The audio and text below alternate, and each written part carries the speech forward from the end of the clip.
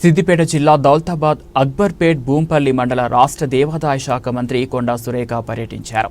ఈ సందర్భంగా దౌలతాబాద్ మండల కేంద్రంలో ఎమ్మెల్యే కొత్త ప్రభాకర్తో కలిసి మోడల్ స్కూల్ గర్ల్స్ హాస్టల్ ప్రారంభించారు. అనంతరం అక్బర్పేట్ భూంపల్లి మండల కేంద్రంలో ప్రాథమిక ఆరోగ్య కేంద్రం ప్రారంభించారు. ఈ సందర్భంగా కాంగ్రెస్ బీఆర్ఎస్ నాయకులు పోటాపోటీగా నినాదాలు చేశారు.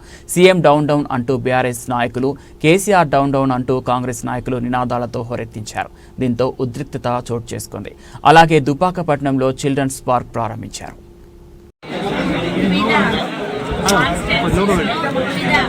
అభివృద్ధి కార్యక్రమాల్లో భాగంగా కార్యక్రమాలు పెట్టుకొని ఉదయం నుంచి కూడా కలెక్టర్ గారు, స్థానిక ఎమ్మెల్యే గారు, మా కంటెస్టెడ్ క్యాండిడేట్స్, అదేవిధంగా ఇందిరమ్మ కమిటీ సభ్యులు, మా ముఖ్య నాయకులు, కార్యకర్తలు మరియు అదేవిధంగా మీ మీడియా సహకారం నుండి కార్యక్రమాలు చేస్తూ రావడం జరిగింది. మరి దాంట్లో భాగంగా ఈరోజు ఉదయం కళ్యాణ లక్ష్మి చెక్కుల పంపిణీ వడియారం గ్రామంలోని గోల్డెన్ ఫంక్షన్ హాల్లో 90 మంది, 70 మంది చేగుంట మండలం వాళ్ళకి, 20 మంది నార్సింగ్ మండలకు సంబంధించిన వాళ్ళకి, మొత్తం 90 మంది లబ్ధిదారులకి 1,04,40,000 రూపాయలు చెల్లింపు చేయడం జరిగింది. అదేవిధంగా గొల్లపల్లి గ్రామంలో 33/3 kV సబ్స్టేషన్ ప్రారంభోత్సవం కూడా చేయడం జరిగింది. దీనివల్ల దాదాపు చుట్టుపక్కల 8-9 గ్రామాల మరి ప్రజలకు కూడా సబ్స్టేషన్ ద్వారా లబ్ధి చేకూరబోతా ఉంది. దీని విలువ 1,82,00,000 ఖర్చుతో ఇది ఏర్పాటు చేయడం జరిగింది. దీనివల్ల రాంపూరు, గొల్లపల్లి, జైతారం తండ, రేడియా తండ, హనుమాస్ తండ, కొత్తవాల్య తండ, లౌల్య తండ, సర్కమ్మ చెరువు తండ, ఈ తండాలన్నింటికీ కూడా ఈ యొక్క సబ్స్టేషన్ ద్వారా లబ్ధి చేకూరబోతా ఉంది. అదేవిధంగా సిద్దిపేట జిల్లాలోని మరి మోడల్ స్కూల్ హాస్టల్ ప్రారంభోత్సవం కూడా చేయడం జరిగింది. దుబ్బాక కాన్స్టిట్యున్సీ ఇవన్నీ కూడా. స్థలం వచ్చి దౌలతాబాద్ మండల గ్రామంలో. జిల్లాలో ఇప్పటి వరకు 12 మంది అమ్మాయిలకు అకామిడేషన్ ఏర్పాటు చేయడానికి ఈరోజు వాళ్ళకు మరి ఓపెన్ చేస్తూ దీనికి ఇంకా కావలసిన సదుపాయాలు కూడా అందులో ఇంటర్నల్ సీసీ రోడ్ కానీ, లైటింగ్ సిస్టమ్ కానీ, మళ్ళీ కిచెన్ సిస్టమ్, డైనింగ్ లేదు, డైనింగ్ ఒకటి అడిగారు. అదేవిధంగా చుట్టూ ప్రహరీ గోడకి కొంచెం హైట్ లేపి దానికి ఫెన్సింగ్ అనేది పెట్టాలని చెప్పి కూడా చెప్పాము.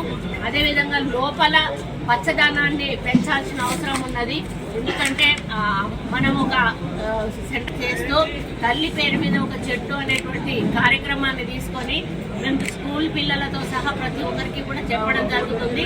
మనం పెట్టినట్టయితే దాన్ని మన తల్లిలాగా చూసుకున్నట్టయితే అది పెరిగి పెద్దదై మనకు ఆరోగ్యాన్ని, మంచి వాతావరణాన్ని కూడా ఇచ్చే అవకాశం ఉంటుంది. అదే కార్యక్రమం కూడా హాస్టల్లో చేపట్టి గ్రీనరీ పెంచాలని కూడా మేము కలెక్టర్ గారికి కోరడం జరిగింది. అదేవిధంగా ఇప్పుడు ఇందిరమ్మ ఇళ్లకు సర్వే జరుగుతూ ఉంది. ఆ యొక్క ఇల్లు మోడల్ ఎలా ఉంటుంది అనేటువంటిది ప్రజలకు తెలియాల్సిన అవసరం ఉంది. కాబట్టి ఒక్కొక్క నియోజకవర్గంలో మరి ఒక ఇల్లును మోడల్ హౌస్గా తీసుకోవడం జరుగుతుంది. దాంట్లో భాగంగానే దౌలతాబాద్ మండల హెడ్ క్వార్టర్లోనే అక్కడ ఒక ఇందిరమ్మ హౌస్కు శంకుస్థాపన చేయడం జరిగింది. మరి 23 మండలాల్లో కూడా మోడల్ హౌస్లను నిర్మిస్తాం. సిద్దిపేట జిల్లాలో ప్రతి మండలంలో కూడా ఒకటి నిర్మిస్తా ఉన్నాము. ఇందులో భాగంగా దౌలతాబాద్లో ఈరోజు ఒక ఇల్లు శంకుస్థాపన చేయడం జరిగింది.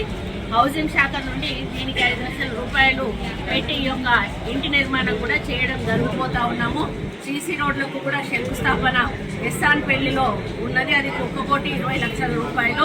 మరి ఇది సిద్దిపేట నియోజకవర్గానికి వస్తుంది. అదేవిధంగా రంగనాయక సాగర్ నీటి విడుదల కూడా సిద్దిపేట మండలంలో ఈవినింగ్ విడుదల చేయడం జరుగుతుంది.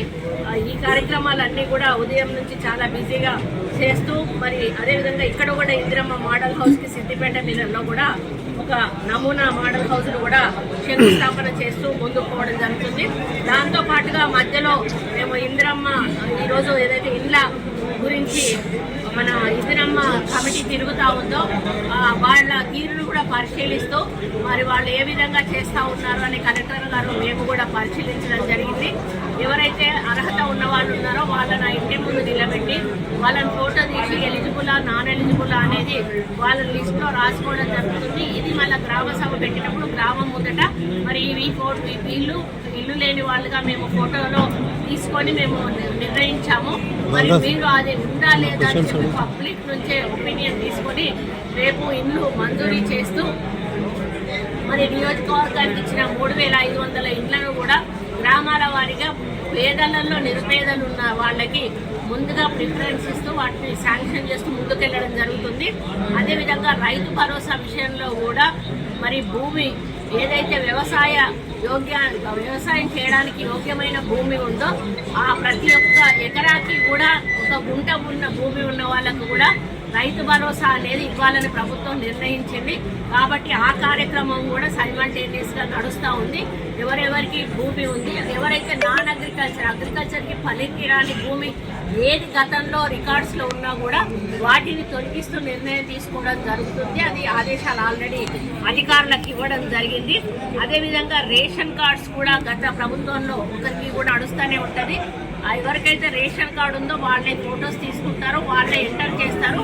మీది మాత్రం మీరు రేషన్ కార్డు వచ్చినాక మళ్ళీ మీరు అప్లికేషన్ పెట్టుకుంటే మీది వచ్చి మిమ్మల్ని వెరిఫికేషన్ చేసి మళ్ళీ లిస్ట్ అప్లోడ్ చేస్తూనే ఉంటారు. కానీ ఫస్ట్ లిస్ట్ మొదలు మనం కన్సిడర్ చేసుకుంటూ వెళ్తాము. తర్వాత లిస్టులో ఇందిరమ్మ ఆత్మీయ భరోసా అనేది కూడా ఎవరైతే రైతు కూలీలు ఉన్నారో వాళ్ళు ఎప్పటి నుంచో గత ప్రభుత్వంలో కూడా అడిగారు. అన్ని ఉన్న వాళ్ళకే భూమి ఉన్న వాళ్ళకేనా, భూమి లేని మాలాంటి కూలీలకు ఏమీ లేదా అనేటువంటి మాట మాట్లాడేవాళ్ళు.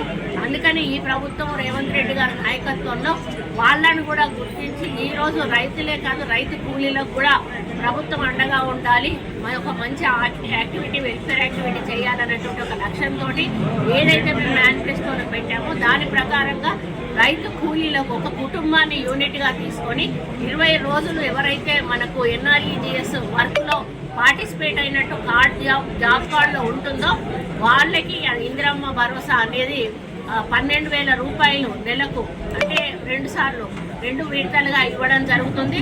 రైతు భరోసా కూడా గతంలో 10,000 ఇచ్చారు, ఇప్పుడు 12,000 2 విడతలుగా ఇవ్వడం జరుగుతుంది. కాబట్టి ఈ ప్రోగ్రామ్స్ అన్ని కూడా మరి కార్యకర్తలు